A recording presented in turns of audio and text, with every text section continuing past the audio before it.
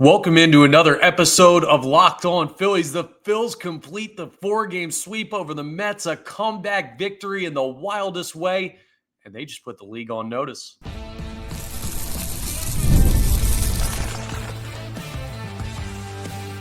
You are Locked On Phillies, your daily Philadelphia Phillies podcast. Part of the Locked On Podcast Network, your team every day. Yes, this is Locked On Phillies. I'm your host, Connor Thomas. Thank you so much for joining us today. We come to you as part of the Locked On Podcast Network, your team every day. You might know me from some of my other work in the sports talk space. I've been on air over at 97.5 The Fanatic, doing sports talk radio here in Philadelphia for over 5 years. I've been a credentialed Philadelphia Phillies media member for 4 seasons, and this is now my 4th year as the host of Locked On Phillies. Today's episode is brought to you by FanDuel. Right now, new customers can bet just $5, and if your bet wins, you'll get $300 in bonus bets to use across the app. Download the app today. Major League Baseball, you have been put on notice, courtesy of the Philadelphia Fightin' Phils. Last night, what a win for the Phillies to cap off their 4-game sweep of the New York Mets. The lead in the division is up to 11. The lead on the Dodgers is 4.5 games for the 2 seed. They're hunting down the Brewers potentially for the 1 seed. And this team is doing it without some of their best players available.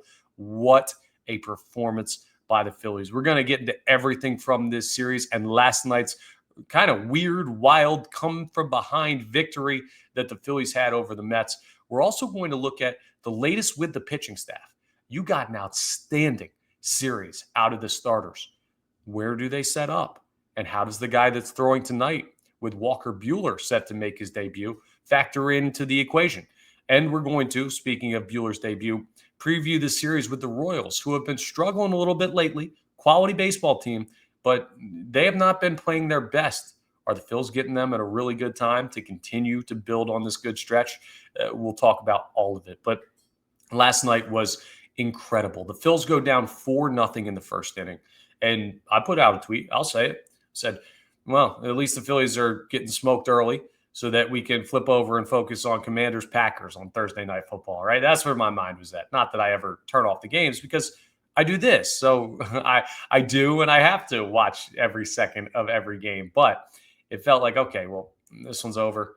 What are you going to do? You win 3 of the 4. Okay, we'll move on from it. And that was way prematurely said by me because the Phillies, after the first inning, just absolutely turned it on. Not only did the offense get rolling, and Otto Kemp, a 3 RBI night, a 2-run home run, and then another RBI. He was a big part of that bounce back of getting the offense jump-started for the Philadelphia Phillies. But Jesus Luzardo did one of the more wild things you will ever see in a start by a Major League pitcher. He gives up 4 runs in the first inning. And then, when he records the final out of the first inning, he retires the next 21 Mets batters after that. 22 total straight retired by Luzardo. His strikeout numbers look great. The stuff was incredible. He ends up throwing 8 full innings in a game where he gave up 4 in the first. How does that even happen? He flipped the switch. And Luzardo, more than any other Philadelphia Phillies starter, just kind of has this psycho mode that it seems like he goes into, where he's just like, I'm going to throw 99 and I'm going to throw it by you. And I'm going to yell every time I strike someone out. And he's just got this like, well, Christopher Sanchez is cool, calm, and collected most of the time. Ranger Suarez never shows emotion. Aaron Nola never really shows emotion. Taijuan Walker is not really showing too much emotion out there on the mound. You look at Luzardo, and he's a guy where it's like, you can tell if he's going good and if he's going bad. And man, when he started feeling it last night, he turned it on. And the Phillies just were able to do that at will against the Mets in this series. I've seen the theories out there. Interesting how the Mets look so different at Citi Field than they do at Citizens Bank Park or other opposing stadiums. Now, I'm not going to dive into the conspiracy theories of like, are the Mets cheating at home? Because I honestly do not believe that they are.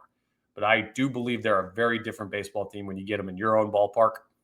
And the Phillies proved that in this 4-game stretch. And they also showed something else, right? You go out and you have a 7-game lead in the division coming into this series. If the Mets win all 4, that goes to 3. And with like 15 games remaining left in the season, 3 ain't a big enough lead. A lot of stuff can happen. The Phils have to play the Dodgers again. The Phils have to go ahead and deal with a West Coast swing that also includes the Diamondbacks, who they don't really play too well against. Like, there's a lot of stuff that can get weird if you would come out of this and the Mets had taken all 4. I mean, they swept you last time you played them. But instead, the Phillies saw an opportunity for the Mets and said, nah, we're slamming the door right on your face when it comes to that. We're going to win all 4. We're going to make our lead 11, which is the biggest lead in any division in baseball right now, is the 11-game lead that the Philadelphia Phillies hold in the NL East. I believe. Hang on. That may not be correct because I forgot to check the American League Central. That was a mental stat. I will either confirm or deny that here in a second with the Detroit Tigers standing in the American League Central. They're only up 8.5. I knew it. See, sometimes you just got to trust yourself. But the Phillies put the rest of Major League Baseball on notice because they didn't have Trey Turner. They didn't have Alec Bohm. They don't have Zach Wheeler. And they went out and they just shut the Mets down in a big-time series that has essentially won them the National League East. I told you in yesterday's episode, it's over, folks. Throw in the towel, New York Mets. You're not winning the East. The Phillies are going to be back-to-back NL East champions. And some people took exception to that because they were saying, dude, don't call it before it's over. You saw it happen in 2007 where the Phillies made that monster comeback and ended up taking out the Mets. Like, yes, I understand that it's not over till it's over, right? But it's over. There was a point when the Phillies were down 4 right off the rip last night where I was like, ooh, did I speak too soon? But nope. Again, what's the lesson we just learned? Trust yourself sometimes. This division race is over. The Phillies are going to win the East. And now where the focus goes is to a top 2 seed in the National League. And maybe even a top 2 record in baseball, unless someone in the American League steps up big time. The Phils may have a chance to chase down the Brewers, but the biggest thing is holding off the Dodgers so you get that first series bye week. Because the Phillies pitching staff is still hampered by the loss of Zach Wheeler. We'll talk about that more in a little bit of how everything's going with the rotation, and we'll also take a peek at the bullpen. But you need to get to the NLDS, avoid the wild card series, so you don't have any type of wear and tear on your pitching staff unnecessarily. You want to be fresh when you play your first postseason opponent in that divisional 5-game series at Citizens Bank Park, because if you are getting the bye, you will be hosting. And that would be huge for the Philly starters. But how did they put the league on notice? Well, how didn't they put the league on notice? You go out there and you just absolutely shove. Aaron Nola, 6 scoreless. Ranger Suarez, 6 scoreless. Christopher Sanchez, 6 innings, 1 earned. Jesus Luzardo gives up 4 off the rip and then throws 7 8/3 perfect innings. I mean, that is the way you make up for a tough start to a ball game. And on top of that, you've got guys like Harrison Bader looking like they're Superman right now. He was good again last night. Otto Kemp steps right into the lineup and is producing like crazy. And you look at the guys that have stepped up for Alec Bohm and Trey Turner as they spend their short time on the injured list, and you say, wow, the depth that this team has, and they're doing this without the National League batting average leader in Trey Turner, and Alec Bohm, who was an all-star starter at third base last year. Like, if you're looking, and Jason Stark, Hall of Fame baseball writer, covers Major League Baseball for The Athletic, joined 97.5 The Fanatic, our afternoon show, Unfiltered, yesterday. And he talked about the way that other teams view the Philadelphia Phillies. And a rival executive said that the way that he looks at it is, his team is junior varsity.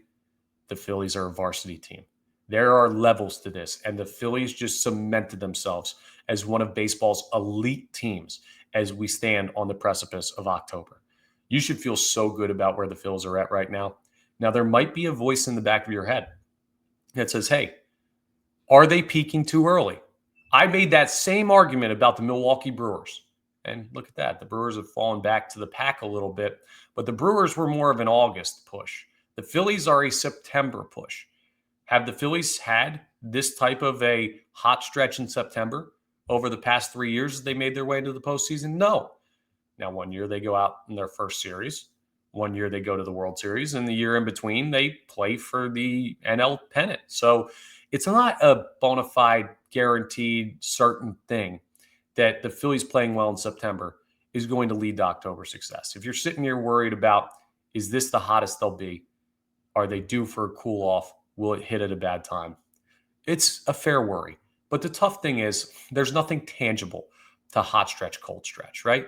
It just kind of happens. I think about the Forrest Gump line about how maybe we're all just floating around on a breeze, accidental like. That's kind of baseball hot and cold stretches, especially when it comes to October. And you just have to hope that that's not coming for the Phillies. But they're doing everything that they can to make you feel confident that they're going to be a force in October, and they're making the rest of Major League Baseball nervous. And for anyone who's worried about those scars of the past, right? The worry about the Diamondbacks series in 23, the Mets series in 24, the Astros World Series in 22, and how the offense went cold. You got those scars from past Phillies teams. And there are not many different players on these teams when you look at this year's, right? And not that much has changed. So I get why you have it. I like to think about the Phillies as a shark. You know what it means when you see a shark with a bunch of scars on it. That is one bad son of a gun. That's the shark you don't want to mess with. Maybe, yeah, the scars hurt a little bit when you get them, and maybe they're reminders of pain of the past. But you know what else it shows? This team is battle tested. They've been through the ringer. They know what it takes to win in October. They know what it takes to lose in October. Is it starting to feel like the year? It's hard to come out of this Mets series and not have high hopes for October. But a lot of that is going to weigh on the pitching staff. So coming up next, we're going to discuss where the staff stands right now, and we're going to take a look at who slots in where as we stand with just about 2 weeks left in the season. What's going to play out, and how does Walker Buehler factor into that, who's making his debut tonight? It's an interesting look on the Phillies rotation, and I think they're in a good spot, but still kind of a tricky one as we continue today's episode of Locked On Phillies. Let's talk about Nutrafol first, though, because, guys, look at this great head of hair if you're watching on YouTube. I got my hair cut yesterday, and I've been wearing baseball hats a lot recently because, well, I don't know. I don't take care of my hair the way that I probably should. And you've probably seen a million ads that say they've got the miracle hair growth products and thought, sure, like that actually works. There are so many products out there that tell you you're going to get that great full head of hair. So when you get those nice haircuts, you can go about your day confident that you look great. But it's hard to know which ones are actually going to do anything. And that's why you should give Nutrafol a closer look. Nutrafol is the #1 dermatologist-recommended hair growth supplement brand trusted by over 1.5 million people. And it's not just hype. This is a supplement that's been clinically tested and targets the root causes of thinning and shedding with a proactive approach. That means even if you're not going bald right now, you might want to look into this if you're worried. Hey, maybe I lost a hair or two here. Start doing Nutrafol. You could end up saving your head of hair. It's a great product, and you can feel good about it knowing Nutrafol is NSF certified and backed by peer-reviewed studies. You can see thicker, stronger hair with less shedding in just 3 to 6 months with Nutrafol. For a limited time, Nutrafol is offering Locked On MLB listeners $10 off your first month subscription and free shipping when you go to Nutrafol.com and enter the promo code LOCKEDONMLB. That's Nutrafol.com, promo code LOCKEDONMLB. Man, it is a great time to be locked in on Locked On Phillies. So make sure that if you're checking us out in podcast form, that you're rating and reviewing. Appreciate that. And we're available wherever you get your podcasts. But we're also available on YouTube. You can watch the show. And if you're watching, hit that subscribe button. Subscribing to Locked On Phillies is free and easy, and it'll get you notifications when new episodes are posted. And leave the likes on the videos that you do enjoy. We got a great YouTube community that we built over the years, and it's growing every day. Be the next one to join it. And it's going to be important to have all of you guys because I need to know what you think about the Phillies pitching staff in the comments. I feel great about what I saw this series. Do I feel great about the pitching staff overall come October? I'd feel a lot better if Zach Wheeler was a part of it. And you might say, well, duh, dude. Obviously, you want a guy who's a Cy Young candidate year in and year out, but we don't have him. So what does that mean? Well, I'll tell you what that means. Here's the thing that Zach Wheeler brings that these other guys in the rotation that are throwing really well, I still don't know if they do. When Zach Wheeler goes out there, his good day is 7 or 8 shutout innings. His great day is 8 or 9 shutout innings. His bad day is 6 innings, 3 or 4 earned, right? That's a bad Zach Wheeler start. The dispersion of what the results of his start could be are minimal. There's a word for that. He's consistent. Now, when you look at guys like Jesus Luzardo, Ranger Suarez, Aaron Nola, Taijuan Walker, all of these guys, and even Christopher Sanchez, who has been more consistent than any of those other guys I just mentioned, but still has some question mark to him when compared to Zach Wheeler. It's just different. Now, Sanchez is the most consistent of those guys I named, which is why, for me, he's still easily my number one starter. And he looked really good in his start against the Mets, even though he did give up 1 earned run, which for the Phillies puts him in the lower side of the starts that we saw in this Mets series. But that's just splitting hairs because Ranger Suarez and Aaron Nola were so good. But when Luzardo goes out there, he can be a coin flip. You saw both sides of the coin last night. 4 given up in the first, perfect in the next 7 and a third. Ranger Suarez has been awesome lately. We also know that he can go into those stretches where the velo dips.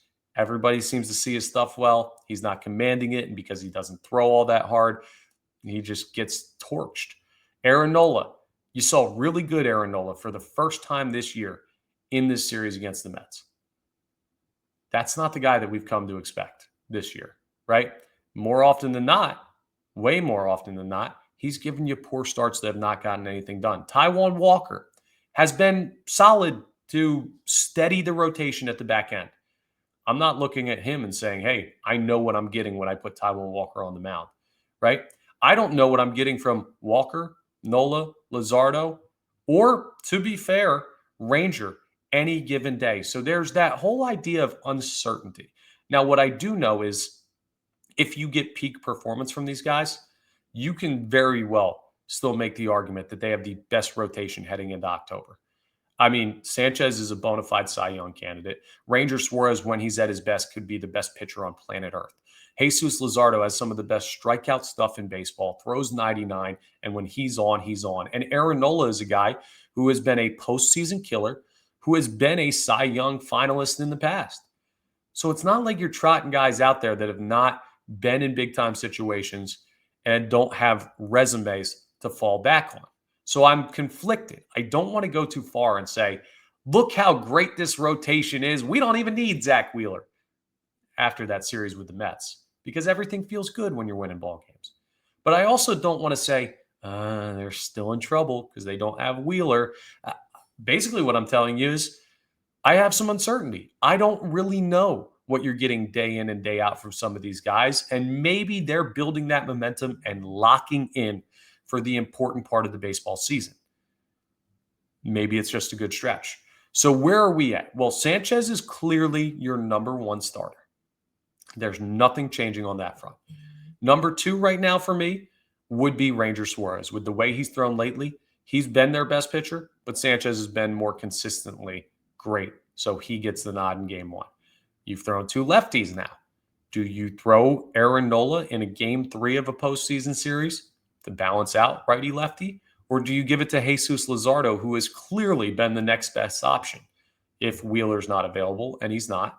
If you don't trust Nola and Taijuan Walker, which I don't really still, well, then you're in a situation where Luzardo's the guy in game 3. So will the Phillies play handedness? I'm not sure. I feel pretty confident that games 1 and 2 would be Luzardo and Ranger. But you could also look at throwing Nola game 2 with his postseason resume and saying, okay, we want to break up righty-lefty from game 1 to game 2 to game 3. I don't know how they go with that, but I'll tell you, I would throw Luzardo 3, I would throw Ranger 2, and I would throw Sanchez 1 because I can't go with a guy like Nola who has had so many bad starts this year and risk a season on a postseason start from him early in a series. But hey, he might have a chance to make a case to be in this rotation. And then you got a guy throwing tonight in Walker Buehler, who closed out last year's World Series for the Dodgers and has a great starting resume in the postseason. And he's going to throw. And he's going to throw his hat into the ring. And how does that work? Does Taijuan Walker get bumped out? The Phillies are going to go 6-man rotation. But postseason, normally only go 4. We're kind of back to that. Hey, I don't mind what Walker's done this year. Nola looked really good last start. Buehler has the resume. 3 guys vying for 1 spot in the rotation. Buehler can throw out of the pen. Walker can throw out of the pen. So I still think the odds-on favorite to start a postseason game out of those 3 guys is Aaron Nola, because he just doesn't have the bullpen experience. But it's really interesting. And the bullpen is in great shape. So do they really need the help? I mean, I guess more arms are better, but they were great in this series. So everything peachy keen, right? Well, you got to keep doing it, though. This is not the, hey, we've accomplished everything we set out to accomplish. Job's not done. And you got a good team in the Royals coming in here that are looking to take advantage of maybe a letdown series after the 4-game sweep of the Mets. Will the Phillies have a letdown series? And are the Royals playing good enough baseball right now to cause that? We're going to take a look at what they've been doing lately and how the Phils match up with them as we continue today's episode. Let's talk about FanDuel first, though, because the NFL season is here, and FanDuel is making sure you're ready for kickoff with a can't-miss offer. Right now, new customers can bet just $5, and if your bet wins, you'll get $300 in bonus bets to use across the app. So what you do is you take that first $5 bet you need to win, bet it on something easy, right? Bet it on a wide receiver you like to have 1+ receptions. Bet it on a running back you like to have 25+ yards. It's going to happen, right? And normally you'd make pennies on the dollar. But in this case, you'll get $300 in bonus bets that you can use for other stuff. And I'll tell you, hop on in, the water's fine. I'm 9-1 this year on my NFL picks against the spread. I'm cooking. And if I can do it, because I'm just some dummy with a podcast, you can do it too. It's a great time to get in with FanDuel, and not just for NFL. Baseball postseason's coming. Basketball and hockey starting soon. So are you ready to play? Download the FanDuel app now by visiting FanDuel.com to get started. That's FanDuel.com to place your first $5 bet. Go ahead and check them out. FanDuel.com. Phils, Royals. An interesting series here that kind of goes by the wayside because, well, you got your eyes on the Dodgers next. You just finished up against the Mets. Those were some big-time series, but the Royals are a solid baseball team. Don't let their 74-73 record fool you. They have some good players, some solid pitching, and a solid bullpen. But they haven't quite played up to expectations this year, and they haven't done it lately. The Royals have lost 4 of their last 5 games. So they're not exactly rolling into Philadelphia on a high note. And the Phillies, well, they have not been at a higher note this whole season. So can you take advantage of KC not playing their best ball? I absolutely think you can, as long as the focus is there. There's nothing to celebrate yet. There is for us, as fans of the team. We can celebrate every day. I don't have to go out there and face Michael Lorenzen tonight. Like I don't have to do that. So I can sit here and say, yeah, get ready to pop the champagne. The Phils are winning the NL East. But the Phils' job's not finished. And they got the Dodgers not too far off in the rearview mirror. So you got to keep winning games. Now, the Royals did get a boost recently. There was a chance that Bobby Witt Jr., who obviously is their best player, star player, he was out with back spasms. He came back recently, so he will be available for the series against the Phils, but will he be hampered? Will he have to get a day off at some point this weekend? That's something to keep an eye on that could hurt their chances in this 3-game series because he's been really helping them out. He's batting .293 this year, so he's their best overall hitter. You got to keep an eye on Vinny Pasquantino, who's leading the team in home runs, got 30, RBIs, 102. And you know what's funny? Schwarber has 50 home runs, right? So 20 more homers for Schwarber than Pasquantino. He only has 21 more RBIs. So Pasquantino's getting it done just driving in runs more than just hitting homers too. So he is a dangerous bat in the middle of their lineup. But outside of those guys, I mean, the Royals haven't really been taking care of business all that much. Their team batting average is only 243. The Phillies is up to 260, by the way. Home runs, 139 to the Phillies 184. And the Phils are not a big time homer team. So homers with the Royals, as long as you stay away from Pasquantino, they're not going to kill you like that. The way that they win ball games is by creating opportunities on the base pass and driving in with gap to gap power. And they also win it with pitching. Their ERA at 3.67 is actually 0.11 lower than the Philly staff, who has been really good this year. The bullpen's been rough, but the staff has been good. And their whip has 125, I should say, is only 0.01 higher than the Phillies. So comparable pitching. The way the Royals are going to beat you is by just putting balls in play and hoping that their pitching keeps them in the game. And if the Phillies get too aggressive, right? Like, how are you feeling today? I want you to answer this for me, just mentally to yourself, or you can answer it out loud if you're alone in the car, maybe listening to this, or just watching this on the couch on YouTube. Are you feeling jacked up today? You're like, I could run through a wall right now. We just beat the Mets 4 times in a row. Let's go. Feed me the Royals. They're never going to beat us. What type of approach do you think that lends to for the Phillies at the dish if they're feeling that way? Over aggressive? Swinging at everything? No, not our Phillies, right? Of course, that's where the Phillies' weakness lies when they're going bad. So, against a good pitching staff in this series, you can't get over aggressive. You've got to take what comes to you. Don't try and hit a grand slam right off the rip, first at bat of the game, right? And just continue to have that strong approach like you had against the Mets. Shooting the ball the opposite way. Taking your walks when you get them. Not trying to do too much when you do get hittable pitches. The power will come, but don't try and force it.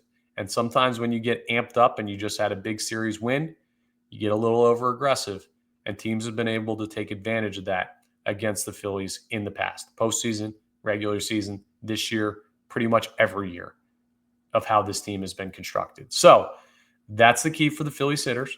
You got to settle down a little bit and make sure that you're still going about it the same way you did in that Mets series. Let's take a look at the pitching matchups because it's a weekend series. Our next episode will not be till Wednesday. Michael Lorenzen on the mound, an old pal, back in town throwing for the Royals tonight against Walker Buehler, who we talked about making his debut. Lorenzen 5-10 with a 4.63 ERA. We know what he is. High upside, right? He threw a no-hitter in this building, but we also know that he's not one of those elite level pitchers consistently. So it depends what guy you get. Got to have a good approach against him. We know he's got solid stuff when he's on, but you hope that he's not. Then in game 2, you're going to get Taijuan Walker throwing again, and he's going to face off against Ryan Bergert, who's got a 3.48 ERA. One of the underrated good pitchers on the Kansas City staff. 72 and a third innings pitched. He struck out 68, so he does have solid strikeout stuff. A righty there that you see in game 2. So Walker, Bergert, kind of a toss-up. Bergert's probably the better overall starting pitcher. And then you're going to have to face off against Noah Cameron in game 3, who's got a 3 even ERA, a 1.12 whip.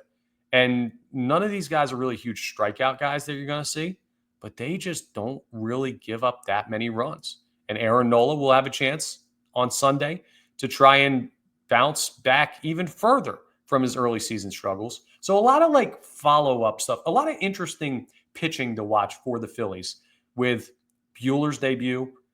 Nola, can he build on this? Walker, is he basically resigned to go to the bullpen, or is he going to make a start that makes his case for being part of this rotation maybe in October? I think he's got a really big uphill battle to be a part of this rotation, like a 5 or less % chance. But you can't argue that he hasn't been solid this year. So we'll see. And maybe this momentum, I can't say the word, momentum that the Phillies staff has built over the Mets series carries over this one with the Royals. You got one goal, 2 out of 3. Take the series, beat a team that's coming in that's lost 4 of their last 5. You are the better baseball team. You are the hotter baseball team. It is in your ballpark. There's no reason the Phillies should not win 2 out of 3. If they don't, I think it's a mental lapse on their part, or it could just be that you don't get the pitching that you need. With Buehler having a rough year, and this is his first start in a while, Nola, we know, has been up and down. Walker, we know, can be up and down. So offense, time to step up. But don't try and do too much. Stay within yourself. And the way they're playing ball, everything they need will take care of themselves. But man, what a fun week it's been for the Phillies. Hopefully it's a fun weekend as well. And hopefully we're talking about another series win on Monday. I think we will be. And knocking down that magic number, the Phillies could clinch before the Eagles kick off on Sunday at 4:25. It's a long shot, but it could happen. That's how close we are. So get your champagne ready, but don't pop that cork just yet. That's all for today's episode of Locked On Phillies. Thank you so much for joining us. Once again, we are part of the Locked On Podcast Network, your team every day. And please make sure you're rating and reviewing, subscribing to the YouTube, all that great stuff that helps you out and helps us out here on Locked On Phillies. And I will talk to you Monday on our next episode of Locked On Phillies.